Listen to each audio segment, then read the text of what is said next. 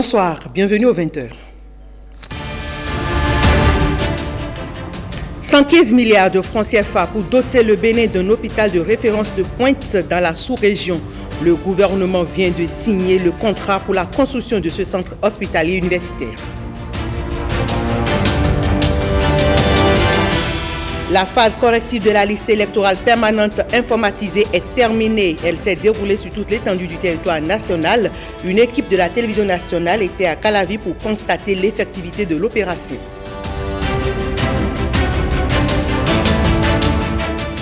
Encore 60 jours pour finir les travaux sur les chantiers du projet asphaltage.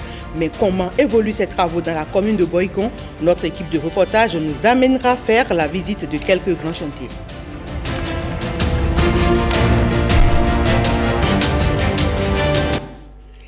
C'est officiel, le Bénin sera d'ici 3 ans pôle de convergence de la sous-région en matière de soins de qualité, de médecine nucléaire, radiothérapie et de formation médicale, entre autres. C'est à travers la construction à Abomey-Calavi d'un hôpital de référence de pointe. D'un coût global de près de 115 milliards de francs CFA, le gouvernement a signé cet après-midi l'accord de construction de ce centre hospitalier. Et en attendant de voir cette cérémonie de signature de contrat de construction, allons découvrir à quoi va ressembler cet hôpital de référence dans l'espace ouest africain, et c'est un reportage signé Eman Rodrigue Amégan. Un imposant chef-d'œuvre architectural bientôt sorti de terre, 15 hectares à valoriser pour un plateau technique de haut niveau qui répond aux aspirations du présent et du futur. 516 lits y seront installés pour accueillir les patients. L'idée est de pouvoir prendre en charge toutes sortes de pathologies. Cardiologie interventionnelle, gastro-entérologie, chirurgie cardiovasculaire thoracique, ophtalmologie et ORL, chirurgie viscérale, chirurgie traumatologique. Tous ces services bientôt rendus sur place avec la construction de ce haut lieu de santé. Mieux, il sera mis en place un service de médecine nucléaire et radiothérapie pour la prise en charge des patients atteints du cancer. Par ailleurs, l'opérationnalisation de la réforme au niveau du service funéraire est prise en compte dans ce méga projet. Tous les services mortuaires seront possibles dans cet hôpital. Environ 400 places y sont destinées. Ce centre de santé va également offrir des formations aux praticiens de la santé d'ici et d'ailleurs. Le gouvernement veut à terme réduire à zéro les évacuations sanitaires.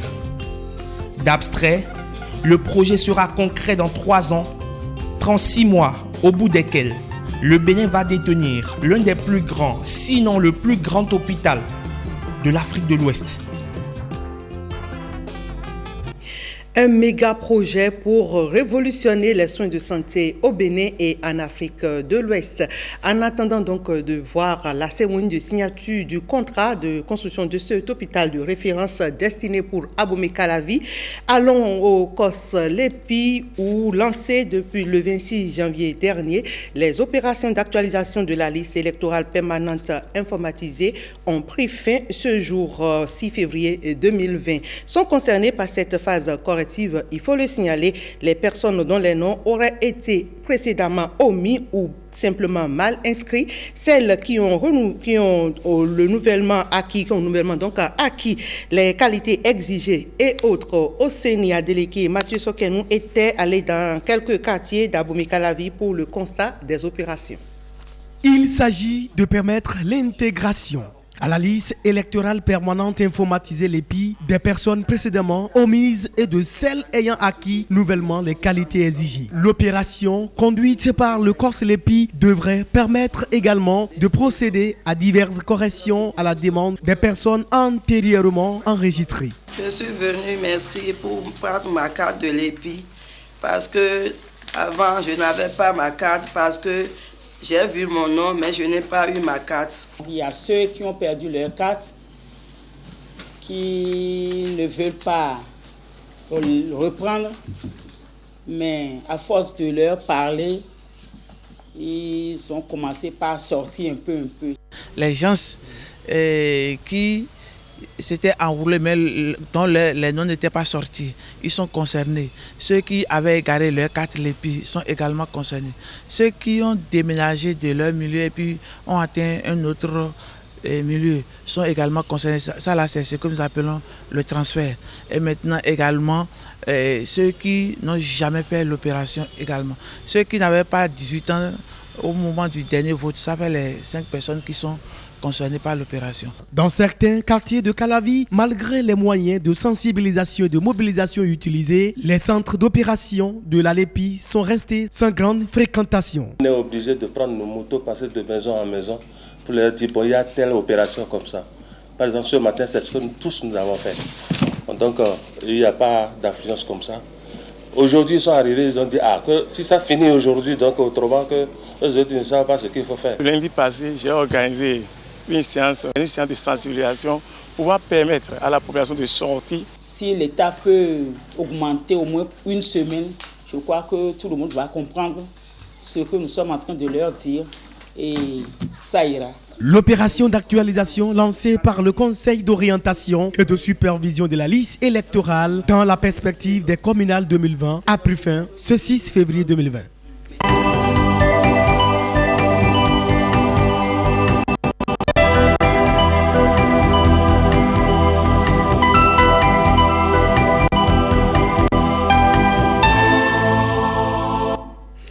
L'asphaltage des rues suit son cours à Boycon et dans cette ville, comme dans les autres, le compte à rebours égrène ses derniers chiffres pour l'achèvement des travaux. Asphaltage à Boycon, encore 60 jours pour finir les travaux. Un reportage de Benol Djogbe et Viti Sahouré.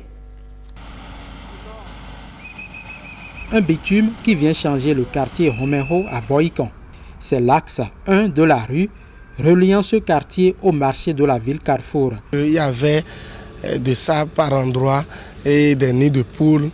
Et en période de pluie, on n'arrivait pas à bien utiliser la voie.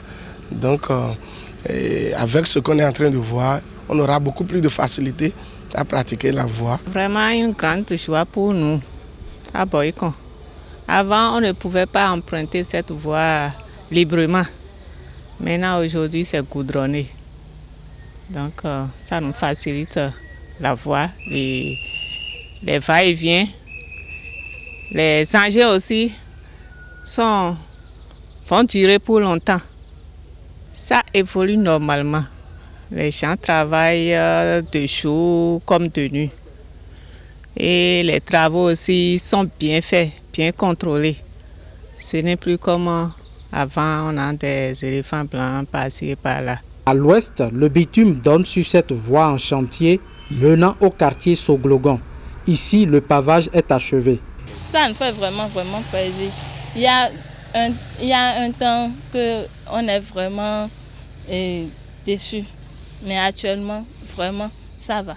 On trouve beaucoup de clients, assez de clients. On remercie notre président. C'est ce que je n'ai jamais vu dans ma vie et je ne pensais même pas avoir. C'est ça que j'ai vu dans cette période de 4 ans que le président est en train de faire. J'ai vu beaucoup de présidents passer à la tête de ce pays, mais ils n'ont jamais pensé à Boycon ni à Bombay. Mais celui-ci maintenant, lui, il n'a pas distingué une ville dans l'autre ville. Il a mis beaucoup de villes en chantier et on a vu la réalité de ce qu'il nous a dit au cours de son campagne. La ville de Boycon reçoit au total 35 km de route à pavé ou à bitumer pour le compte du projet asphaltage. 13 km sont à réaliser à cette première phase. 70% de taux de réalisation déjà enregistrés. Les travaux évoluent très normalement. Il faut préciser que les travaux d'assainissement sont pratiquement achevés, ça continue, mais il y a les axes sur lesquels ces travaux d'assainissement continuent. Les travaux de terrassement évoluent normalement et les travaux de finition ont démarré déjà au niveau de certaines rues et à Boycon particulièrement. Certaines rues ont déjà reçu la couche de bitume et les travaux de trottoir ont démarré. Les entreprises ont un délai contractuel de 60 jours pour achever les travaux, soit début avril 2020. Plusieurs dispositions sont prises pour rester dans ce délai. La première, il y a le renforcement des équipes sur le terrain. Alors non seulement le renforcement des équipes sur le terrain, nous avons demandé aux entreprises, avec le temps, ils ne peuvent plus continuer à travailler avec l'apparition et la disparition du soleil. Ils doivent désormais travailler avec la montre, c'est-à-dire des travaux de nuit sont également organisés. Ils ont organisé les équipes, multiplié les équipes pour que les travaux évoluent plus rapidement. Non seulement ça, la troisième mesure que nous avons tenté de prendre avec eux, désormais un dimanche sur 2, ils doivent pouvoir travailler pour pouvoir rattraper également le retard déjà accusé sur l'exécution de ces travaux. Je suis de même avis que ceux qui apprécient ces œuvres et nous voudrions bien qu'ils continuent et qu'ils ne s'arrêtent pas en de si bons chemins.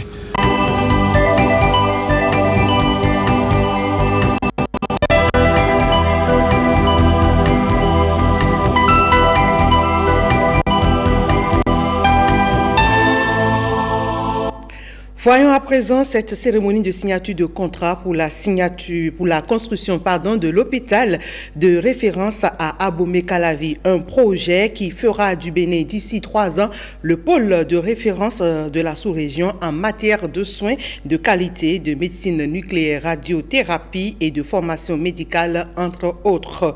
Un hôpital de référence de pointe dont le coût global est estimé à près de 115 milliards de francs CFA.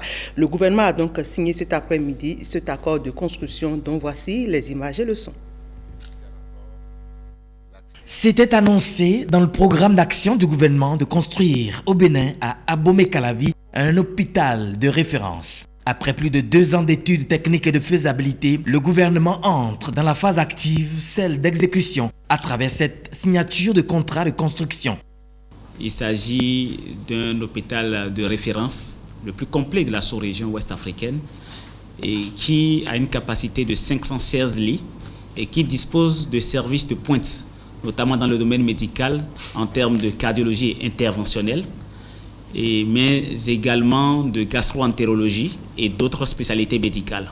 En termes de chirurgie, nous avons la chirurgie cardiovasculaire et thoracique de pointe, de l'ophtalmologie et l'otorhinolaryngologie de pointe également, et d'autres services chirurgicaux, notamment la chirurgie viscérale, la chirurgie traumatologique.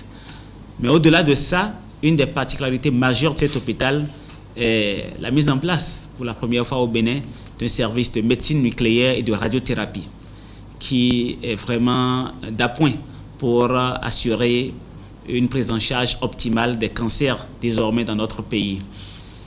Également, une particularité, la dernière que je voudrais souligner par rapport à cet hôpital, c'est que dans la réforme que nous avons entreprise pour les services funéraires, il était important de disposer de services funéraires de qualité. Et cet hôpital aura la particularité de disposer d'un service funéraire de grande capacité, permettant d'offrir également tous les services mortuaires possibles de toutes les confessions. Donc, qui sera pratiquement de 300 à 400 places. Autre particularité, la possibilité de formation dans le domaine médical au sein de cet hôpital de référence. C'est le groupement d'entreprises représenté par Bouygues Bâtiment International qui exécute cette construction. Pour ce qui concerne Bouygues Bâtiment International, les hôpitaux font partie de nos produits de référence en termes de construction. On a plus de 400 références dans le monde d'hôpitaux, donc c'est un produit que l'on connaît particulièrement bien. Concernant votre question, on est sur un délai d'exécution de 36 mois. Alors c'est une exécution au sens large du terme. Il y a la finalisation de la conception qui est déjà largement faite, qui est intégrée dans ce délai, la construction, la formation, la mise en service des équipements. Donc on va assurer dans cette prestation de 36 mois aussi la formation du personnel de santé à l'utilisation des équipements médicaux. C'est une offre clé en main pour cet hôpital. La garantie du prix, c'est un engagement fort, c'est un prix forfaitaire. On s'est engagé à livrer cette opération dans le budget avec le programme d'équipement qui a été défini avec les autorités du ministère de la Santé. Et on a monté un financement associé avec ce budget. Donc on peut s'engager sur le respect des délais et du prix. Quelques particularités de ce projet, on a essayé d'avoir un projet le plus bas possible, c'est-à-dire qui s'insère au niveau de sa topographie dans le site, ne pas avoir une tour, mais un projet étendu qui fonctionne bien, qui permette une continuité des flux sans interruption. On a respecté aussi un certain nombre de flux particuliers qui sont que la réception des familles et des visiteurs à l'écart du flux des médicales pour pouvoir laisser les personnels soignants travailler en toute sécurité, etc. etc. On a un bâtiment d'accueil qui symbolise aussi l'accueil, l'entrée, que l'on a appelé Apatam face à la ville d'Abomey-Calavi, et en même temps en référence à l'hôpital de mère et enfant qui se trouve juste en face. On a essayé d'y apporter aussi toutes les réponses concernant l'environnement avec les parties HQE par rapport à sa conception au niveau de la ventilation, au niveau du traitement des eaux, etc. Donc un long aboutissement, un long travail pendant 2 ans, mais on espère que la qualité de confort, d'accueil et de sécurité des soins sera appréciée par vous plus tard. L'hôpital de référence couvrira un site de 15 hectares. L'étude d'impact environnemental et social est aussi déjà achevée et validée.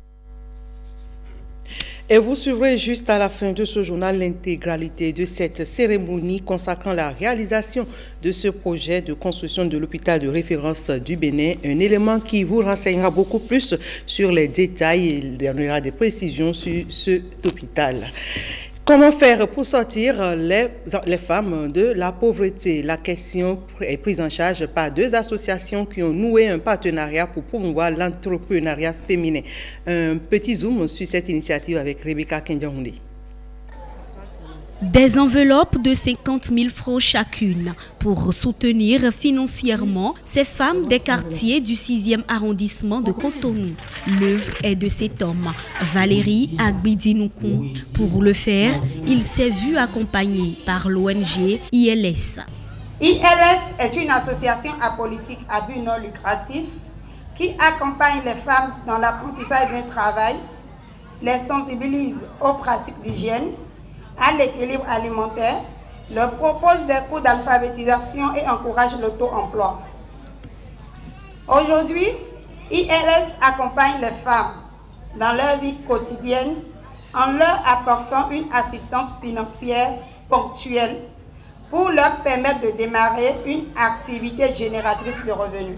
L'association a 3 ans d'existence et a déjà assisté des centaines de femmes dans leur activité. Autant de raisons qui ont motivé Valérie Agbidinoukon à s'associer à l'ONG ILS à travers son mouvement Soleil de Justice. C'est un geste de fraternité et d'amour pour nos parents qui ont besoin d'apports significatifs dans la promotion de leurs affaires commerciales en ces moments de difficulté qui n'épargnent aucune couche sociale, aucun pays, voire aucune région du monde.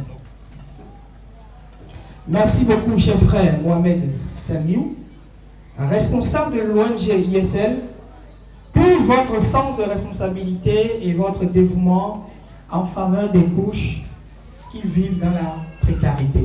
L'occasion fait le larron. Valérie Agbidinoukon a profité de la séance pour entretenir les femmes du 6e arrondissement de Cotonou sur les prochaines élections communales. Il a surtout insisté sur le rôle qu'est le leur dans ce devoir civique. Il faut s'informer pour opérer le bon choix. Oui, ensemble, nous devons choisir des personnes de cœur, amoureuses de la joie de nos populations et capable d'accompagner le vrai développement de notre arrondissement commun. Nous viendrons bientôt, chère maman, chère sœur bien-aimée, vous donner des informations fiables pour des choix décisifs à opérer dans la perspective d'une bonne gestion de nos communes, de nos arrondissements et de nos quartiers de ville. Les femmes bénéficiaires de ces fonds sont invitées à en faire un usage judicieux afin d'en bénéficier davantage.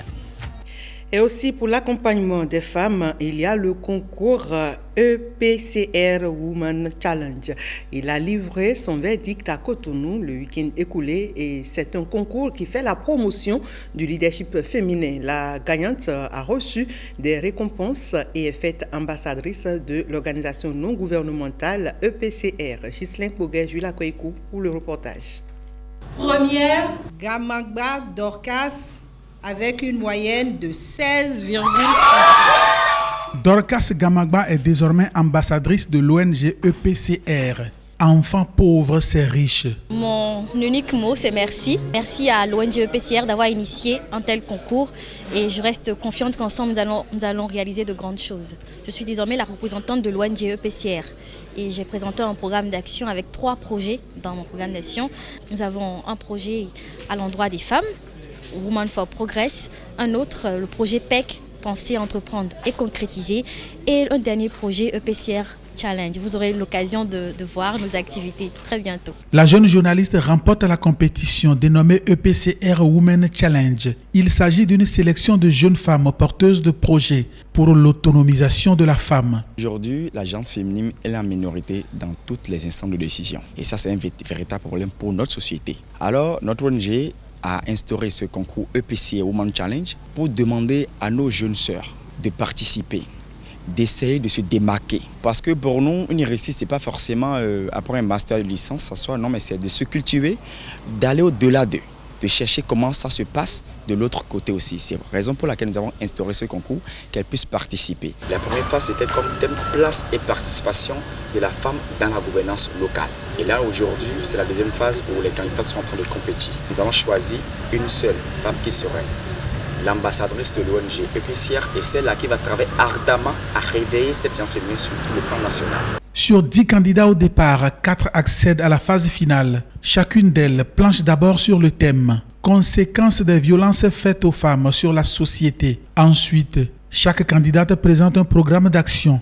Un jury de 5 membres, présidé par Maître Olga Annasidé, apprécie l'éloquence des candidates, analyse la pertinence de leur projet et les soumet à un exercice de culture générale. La finalité est de les amener à donner le meilleur d'elles-mêmes afin de défendre leur programme d'action. La gagnante reçoit un chèque de 500 000 francs offert par le parrain de l'ONG et les autres. Lokono Atilia. Kono Clémentine Adjasoko Sarah. Reçoivent chacune un lot de consolation. Et dans ce 20h, nous parlons également tourisme et c'est avec le groupement intercommunal du Mono et qui, grâce à l'appui financier de l'Union européenne via le programme d'appui au développement territorial, met désormais en œuvre le projet de mise en place d'un circuit touristique intercommunal durable dans le Mono. Le lancement officiel des activités a été fait ce 5 février 2020 à la mairie de Comé. Reportage Christelle Tongoudou. Une remise symbolique de flambeau, donnant ainsi le coup d'envoi du projet de la mise en place d'un circuit touristique intercommunal durable dans le Mono Sirtoum, dont l'opérationnalisation est aux mains du groupement intercommunal du Mono. Vous arrivez dans le Mono, tout le monde connaît Grand Popo. Et une fois à Grand Popo, 1 ou 2 jours, on s'ennuie déjà, alors qu'il y a plein d'autres sites touristiques très attrayants à visiter. Donc c'est pour mettre en lumière ces endroits. Le projet surtout permettra d'améliorer l'économie locale du département du Mono. Il s'agira au J-Mono de construire, d'aménager, de vendre et de partager. Cette initiative touristique au profit des 6 communes du Mono est arrimée au PAG en son pilier 2 à stratégie 4 est financée à hauteur de 390 460 800 francs CFA par l'Union européenne via le programme d'appui au développement territorial. Le potentiel touristique du département du Mono est dense. Il est riche de son histoire, de sa culture, de son art culinaire, de ses sites touristiques naturels ou historiques qui rappellent la bravoure de ses pères fondateurs. Ce projet est financé à 100% par le PADT pour encourager l'ambition du JIMONO, qui est de mettre en place à l'échelle intercommunale une offre de services structurés en matière de tourisme.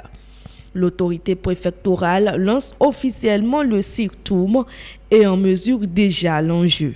Le tourisme apporte une part non négligeable au produit intérieur brut lorsque le secteur est bien organisé.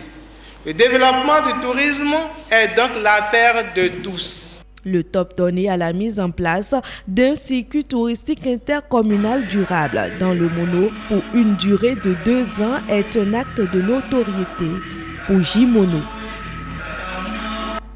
L'autre projet qui entre en phase active, c'est le projet de construction du marché à bétail de la commune de Zé. Le ministre de l'Agriculture, de l'Élevage et de la Pêche a officiellement lancé les travaux.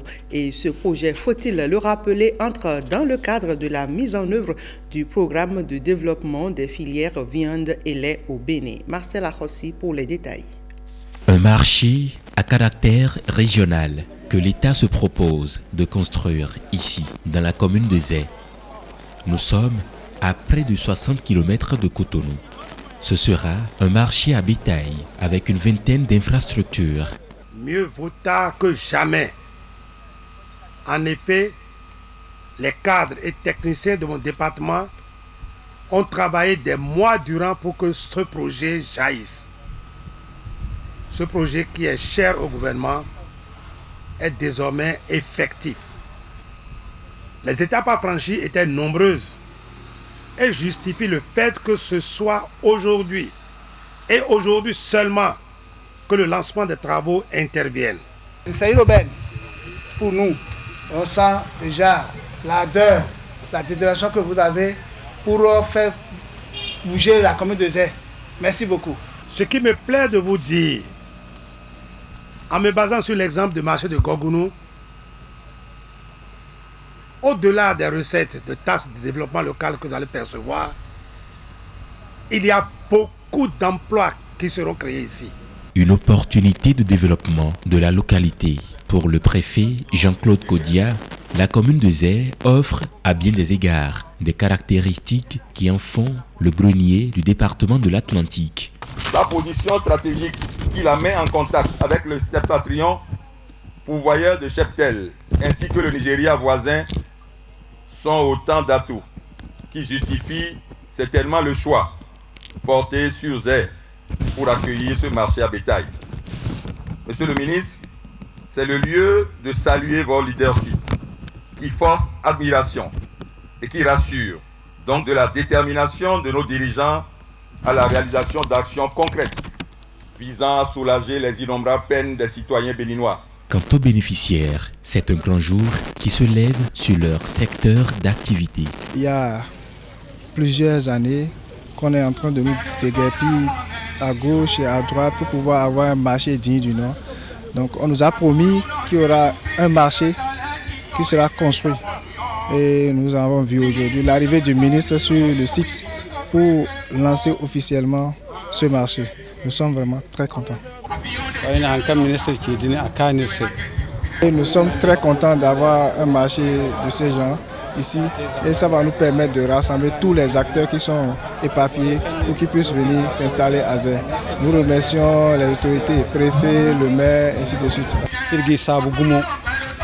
7 hectares pour abriter ce marché. Et ce n'est qu'une première phase. Le coût des travaux est estimé à 150 millions de francs CFA, entièrement financé par le budget national. Développement de l'agroéconomie au Bénin et en Afrique, un centre régional de compétences pour la promotion de l'emploi dans le secteur agricole a été inauguré à cet effet à Cotonou. Fruit de la coopération bénino-allemande, ce centre se veut être un pôle d'excellence. Le NEC Agbazaou et Nestetégou pour les précisions. Ce geste symbolise l'ouverture à Cotonou du centre régional de compétences pour la promotion de l'emploi. Sa mission, promouvoir au Bénin et en Afrique les approches de promotion de l'emploi dans le secteur agricole, assurer le développement et la capitalisation des savoir-faire à travers le suivi-évaluation, les publications scientifiques, la coopération et le réseautage. Les activités pédagogiques sont placées sous la coupole de la coopération allemande avec pour bras opérationnel la GIZ. Il s'agit d'une institution agréée officiellement au-delà de l'approche projet et qui appartient à plusieurs acteurs. La coopération allemande veillera à travers la GIZ et à travers la KfW à la mise en œuvre efficace et efficiente des activités de ce centre régional dans le secteur agricole. Pour nous, la GIZ, le centre est un modèle pour les autres centres d'innovation verte que nous avons. Ils peuvent et il veut bénéficier de l'expérience et des connaissances qui sont faites ici au Bénin. Ce centre est d'une grande utilité pour les jeunes porteurs d'idées de création d'entreprises dans le secteur agricole ainsi que pour les partenaires qui les accompagnent. Il est sous tutelle du ministère béninois de l'Agriculture, de l'Élevage et de la Pêche. Le ministère de l'Agriculture, de l'Élevage et de la Pêche ne ménagera aucun effort pour accompagner la coopération allemande dans cette noble initiative qui offre une opportunité à nos promoteurs et partenaires des petites et moyennes entreprises, aussi bien du Bénin que d'ailleurs. La mise en service du Centre régional de compétences pour l'emploi des jeunes va notamment contribuer à l'éclosion de l'économie locale des zones rurales. Pour une meilleure évaluation de la bonne gouvernance au Bénin, un séminaire de formation sur l'élaboration de la cartographie des risques au niveau des ministères a eu lieu à Cotonou et s'est achevé vendredi dernier. La capacité des acteurs du corps de contrôle a été renforcée en vue de leur permettre d'accomplir avec plus d'efficacité leur mission. Une bonne nouvelle pour le Bénin, très engagé dans le processus de la bonne gouvernance. Jean-Claude James. Managers et inspecteurs des ministères. Durant 5 jours, ils étaient à l'école de l'élaboration de la cartographie des risques, une exigence de la réforme pour la réorganisation interne des ministères et le renforcement des organes d'audit internes. L'ambition du gouvernement est d'œuvrer à renforcer la culture de la redevabilité et de la performance dans la délivrance des services publics. Pour ce faire, les nouveaux tests qui organisent le fonctionnement des organes de contrôle et d'audit interne dans l'administration publique béninoise mettent l'accent sur la nécessité de la professionnalisation des acteurs et facilitent la mise à leur disposition de moyens d'action efficaces. Ça fait partie des 77 réformes prioritaires annoncées dans le programme d'action du gouvernement. Nous allons faire en sorte que désormais les corps de contrôle ne soient plus des garages, qu'on rationalise les dépenses et de faire en sorte que ceux qui utilisent de façon hasardeuse de les ressources de l'État, on puisse les identifier, les punir pour assainir. Ces objectifs rencontrent parfaitement ceux de la communauté des bailleurs au Bénin et plus spécialement ceux de USAID et de l'Union européenne qui se sont engagés avec vous dans la mise en œuvre à travers des appuis financiers. Les rudiments nécessaires ont été donnés à ces acteurs impliqués dans le contrôle à travers une série de communications basées sur les normes internationales. L'ensemble des matières qui ont été enseignées sont en ligne avec les standards internationaux. Le Bénin a internalisé les nouvelles directives de l'UEMOA à travers ces nouveaux textes-là. Mais au-delà, nous avons eu également à partager l'expérience du Bénin et de la sous-région avec des partenaires qui nous sont venus de l'OCDE et qui nous ont donc indiqué que ce qui se fait présentement au Bénin et dans la sous-région, et essentiellement au Bénin, est en droite ligne avec ce qui se fait de mieux au niveau international en ce qui concerne la gestion des ressources. Je voudrais souligner que pour pouvoir maîtriser les risques, il faut anticiper. Et pour anticiper, il faut que vous soyez assez outillés. C'est un privilège pour nous d'avoir été ciblés, ministère de la Santé, ministère de l'Agriculture, pour être les pionniers de cette approche. Tout ce qu'on nous demande, c'est de faire les choses comme ça doit se faire. L'Union européenne, la Banque mondiale, l'USAID et l'Organisation de coopération et de développement économique OCDE ont soutenu cette formation qui allie théorie et pratique. Cette formation est indispensable à toute personne appelée à exercer le pouvoir à n'importe quel étage de la pyramide. Quand vous êtes à un poste de responsabilité, vous devez vous-même à chaque instant faire le contrôle interne. Et quand vous finissez de vous évaluer, vous pouvez faire appel à des structures, à des personnes étrangères pour venir contrôler même, venez vous contrôler. Et quand on fait ça, on est vraiment dans la transparence. Avant tout, je voudrais d'abord remercier le Bureau d'analyse et des investigations et à travers lui, le gouvernement pour cette initiative au profit des inspecteurs et des managers. Il est évident qu'aujourd'hui, la formation sur la cartographie des risques est une grande première dont l'importance n'est plus à démontrer. Désormais, l'élaboration des plans d'audit doit partir de l'élaboration de la cartographie des risques. Avant, nous faisons plus les inspections. C'est avec la réforme que nous allons mettre plus l'accent sur l'audit. Un intérêt pour la nation, c'est qu'à travers cette formation-là, nous basculons dans les normes internationales. Mais à travers cette formation, on a appris comment opérationnaliser cette vision du gouvernement. Et ensemble, on sera plus performant. Et l'agriculture béninoise sera conduite maintenant avec plus d'extérité et de précision. Avec ce séminaire qui marque le début de la phase pilote qui concerne le ministère de la Santé et celui de l'Agriculture, finit les full contrôles. L'heure est au contrôle de précision. Et c'est au bénéfice du Bénin qui a opté pour la bonne gouvernance, gage d'un développement harmonieux et durable. Et la BOA Bénin fête cette année ses 30 ans d'existence. En attendant les festivités devant marquer cet anniversaire, les responsables de la banque ont donné une conférence de presse pour revenir un peu sur son parcours. Le public reportage est signé Lénaïk Agbazaou et Michel Legbe. 30 ans déjà que la Bank of Africa, BOA, opère sur le territoire national. À l'occasion de la célébration des noces de perles, un regard dans le rétroviseur s'impose. Certains faits importants au plan institutionnel ont marqué justement la vie de Bank of Africa Bénin. Le premier fait, c'est effectivement l'ouverture de ses portes au public qui a été faite le 8 janvier 1990. Ensuite, Bank of Africa Bénin a été introduite en bourse en 2004 et ça fait qu'aujourd'hui, effectivement, c'est la seule société de droit béninois qui est cotée à la BRVM. L'équipe qui a lancé les activités de BOA Bénin était moins de 50 personnes.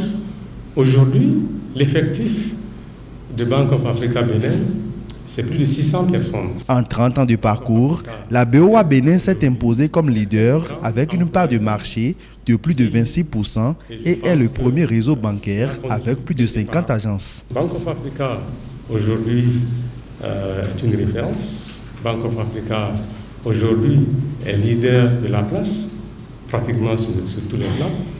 Et Bank of Africa, aujourd'hui, est effectivement une fierté. L'un de ses piliers, c'est également, effectivement, au plan institutionnel, le capital de Bank of Africa Bénin qui est de plus de 20 milliards aujourd'hui. Beaucoup de performances enregistrées et déjà de nombreuses perspectives sont envisagées pour l'avenir.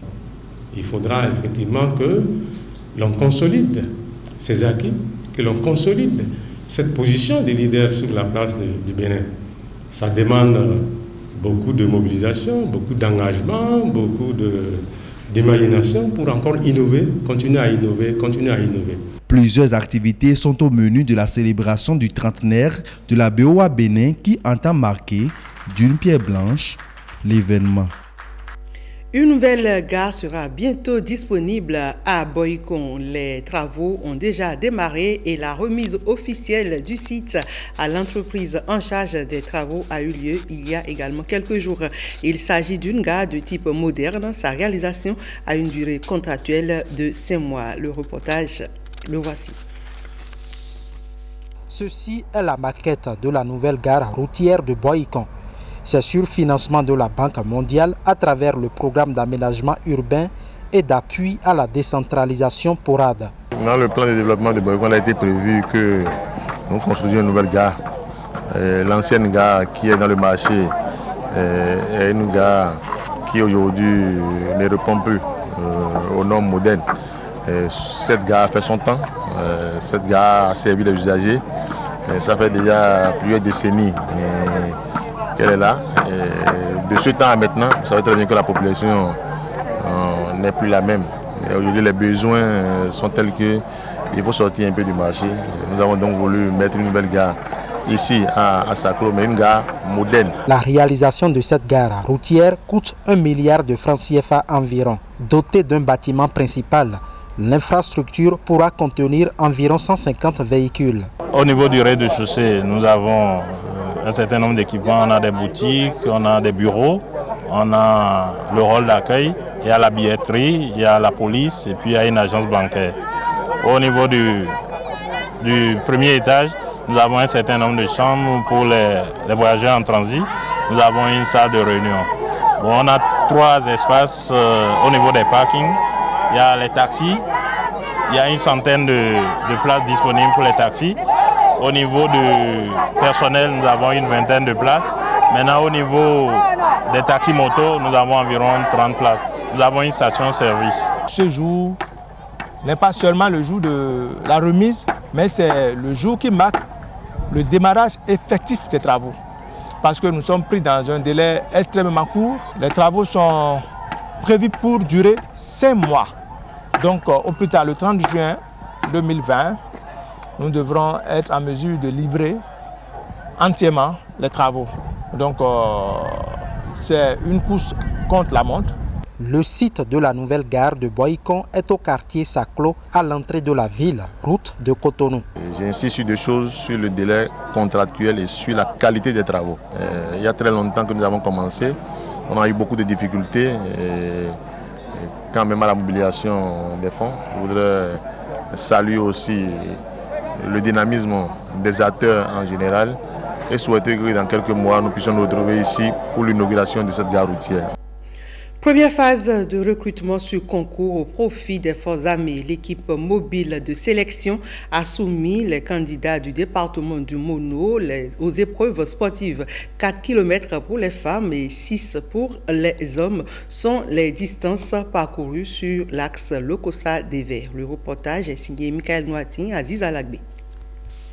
Ils sont 1 millier de candidats venus des 6 communes du Mono à la ligne de départ de la phase sportive comptant pour le recrutement d'effectifs au profit de l'armée béninoise.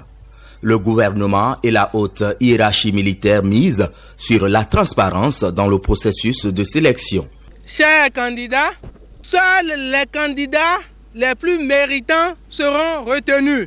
Je vous exhorte donc à faire preuve de courage et de transparence dans le processus. C'est une première fois que notre pays organise un recrutement concours au profit des forces armées. Il faut que tout soit transparent, depuis l'appel jusqu'au déroulement de l'opération elle-même. À cet effet, le dispositif mis en place, les cadreurs caméramans, au départ et à l'arrivée, ce qui nous permet de départager et devant tout le monde, devant les candidats eux-mêmes.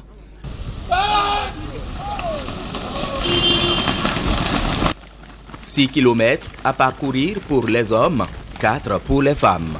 Dans le lot des coureurs, les démobilisés de la cohorte 2015. Les jeunes qui étaient démobilisés qui étaient de la classe 2015. Il y a un quota au total pour le mono et il fallait retenir pour la première phase 100 personnes. Les exigences des réformes dans le processus de recrutement mettent également une croix sur les anciennes pratiques peu recommandables. L'égalité des chances devient ainsi une réalité. Ceux qui n'ont personne peuvent aussi espérer avec les réformes qui sont en cours. Et vous allez constater avec moi sur le terrain que les enfants des pauvres qui ont couru, qui ont mérité, ont été donc retenus à cette première phase. Le dispositif mis en place nous a permis d'avoir un recrutement très transparent. Je voudrais également saluer la discipline des candidats, l'implication de la police républicaine qui a su canaliser, qui a su assurer la sécurité, le GNSP, les sapeurs-pompiers qui étaient également aptes pour faire les cas de secours qu'on a eu sur le terrain. Après, la centaine de sélectionnés va subir les épreuves écrites, puis la visite médicale. Ainsi se referme ce 20h. Merci mesdames, messieurs de nous avoir suivis. Juste après moi, je vous l'annonçais tantôt, vous devrez suivre l'intégralité de la cérémonie consacrant la réalisation du projet de construction de l'hôpital de référence du Bénin. Et à 23h, le dernier rendez-vous de l'actualité, c'est avec William Tchouki.